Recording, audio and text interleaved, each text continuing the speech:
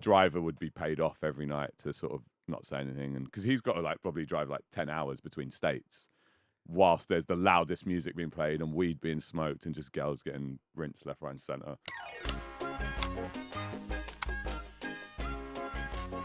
Tell us about tour bus life before you go. We want to know. It's weird. You come off stage and then it's like, oh, I've got to have a shower before I get on the tour bus, because you're obviously in the bus for maybe like 5, 6, 7 hours. There's a toilet on there, but you can't have a number 2. You can only have a number 1. Robbie, you were saying about these rules. You have a PlayStation or an Xbox. You maybe have a hard drive with 1,000 films on. There's a fridge, a couple of fridges full of snacks. Anything you can make using a microwave or a sandwich toasty, maker. That's kind of like the limits to what you can do, right, in terms of eating. There's a upstairs lounge. There's a downstairs lounge. And then you can configure the buses to either have 8 bunks, 12 bunks, 14 bunks. Sometimes the back lounge you can turn into a master bedroom, with so that the star might have his own double bed. But I did that on one tour, and then I realised that I preferred the bunk, because the bunk's actually like getting into a little cozy coffin. Yeah. Coffins are cozy. Yeah. No, you just it's like a memory foam mattress, and you close your curtain, and it's pitch black. And you put your earplugs in, and you kind of get rocked to sleep as the bus is driving. That's quite nice. And but the double bed at the back, I ended up just rolling out of it a lot. I was single at the time when we had the double bed, so what I'd usually do is I'd have my double bed for entertaining ladies, and then after I'd finished entertaining, I would go and get in my sleeping bunk. Oh, and leave them in a double bed? Yeah, well, I'd stroke them to sleep first, because I'm a gentleman, Don't say stroke them to sleep. No, like a nice gentle, like hairbrush, just so they knew that I was a nice guy. Whip them up a chicken lasagna before they sleep. Well, no, you don't want to just invite a girl on the bus and then, have some fun and then just be like, see ya. We'll drop you off at the next service station. I believe it's Keel Services. There's a McDonald's and a Burger King here. Thanks for that example. Hold on, you are driving those women to a different place. Well, no, yeah, because that's the thing is you get on the tour bus. If they want to, so say you're in a gig we once did a gig back in the day I was supporting Plan B. And we're on a tour, and we just played Norwich Waterfront. And we had 3 or 4 girls on the bus.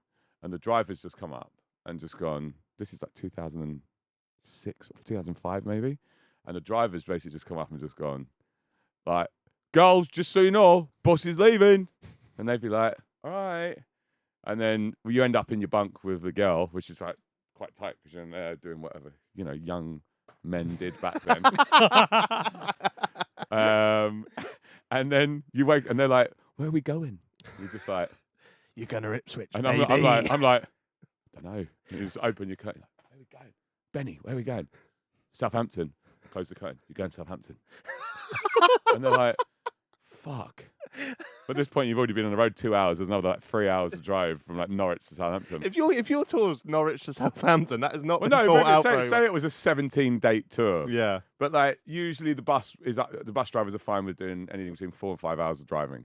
But you wouldn't do Glasgow and then London. Yeah. You do Glasgow and then Newcastle, right? And then maybe Newcastle to Cardiff might be the biggest drive. Anyway, you have fun with your chick, and you wake up the next day 9, 10 a.m. with the worst hangover. Maybe the bus has been parked up outside the venue for 4 or 5 hours. And then, the worst thing is, it's like, you've got these girls and they're just kind of obviously their makeup's all over the face. They're still wearing the same clothes they went to the gig in. Yeah. And they're like, where are we going? I'm like, I don't know, where do you live? Like, Norwich. Like, where's Southampton? Like, how do we get back there?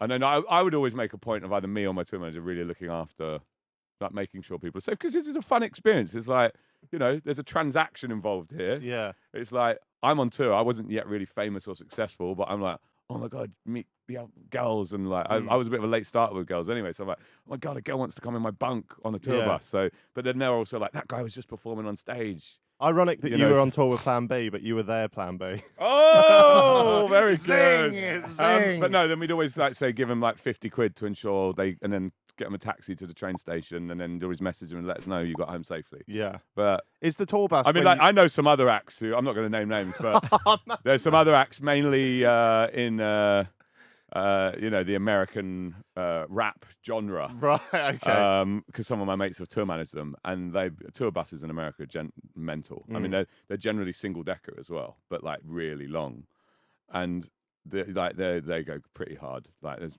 kind of orgies on the tour bus. Wow. And the driver would be paid off every night to sort of not say anything, and because he's got to like probably drive like 10 hours between states, whilst there's the loudest music being played and weed being smoked and just girls getting rinsed left, right, and centre. And what would they not have their own driver? Would it always be a different driver? No, it'd be like the driver, but obviously drivers are like, you say if the bus is only allowed 15 people on it, and then all of a sudden there's 35 people on a tour bus. Yeah. If he gets pulled over, he could lose his job. So American tours are generally quite. I've never done an American bus tour, but the stories I've heard are like, and then the next day these girls are kind of like carted off somewhere else, and I don't know if they look after them and give them the train fare home, is what I'm saying. Yeah, probably not. But like, I know that like the security guards will be there, checking passports, taking their phones, putting them in a bag so they can't film or take pictures. Oh, fuck. They get their phones back. Yeah, but I'm just saying, there's like, I always feel like when I was in my crazy years, we were always really respectful and honest and looked after, guys and girls, whoever was coming on the tour bus. And I'm just saying, it's a bit shocking, some of the stuff I hear of what some other people I bet what are doing on tours. It's like, it's not very respectful. Not stroking them to sleep. Well, that sounds so creepy because I'm now nearly a 40-year-old dad. But when you're 23, what With a herb garden. what I'm saying is like, being on tour back then was a really fun experience. Being single, I loved the company of females in general. You know what I mean? Like my wife and I will go out and regularly, comment, and she'll go, check her out, she's hot. I'll be like, because we've got a really like fun, sort of like honest, open relationship in terms of communication.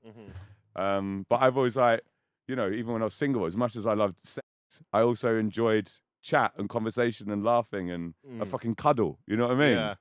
And that's why I think those times back then were just like they're really rewarding. But I don't ever look back and go, that felt weird or sordid or you know what I mean? Nah, because you can enjoy those things, but do them in the right way. For Exactly. sure. Yeah. And I'm only saying that because I just think it's important for all young men to have fucking respect about the situation and what they're doing. So we'll have to remember that, lads, when we do the happy hour tour next year. Yeah.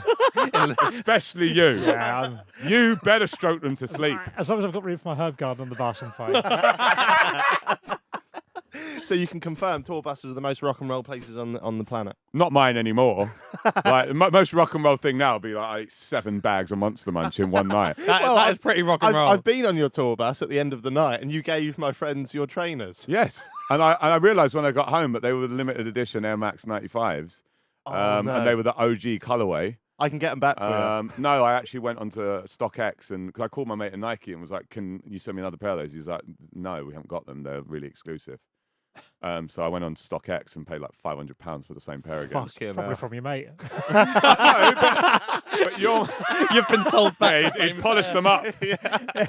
But no, it's. I'm glad I gave them to him because it seemed to really make his day. It did. Who was they to? Elliot gave one to Joel. Yeah. I think he gave both to Joel. And then Jamie was obviously a big fan of him. And then when he was outside, Joel was like, "Do you want one?" And Jamie was like, "Nah." And because Jamie's my cousin and he wouldn't speak up for himself really. So I was like, "Just have one." And now he's got one and he's put it on his shelf at home, which is There really, you go. It's got a nice home. really cute. Yeah. He doesn't wear them.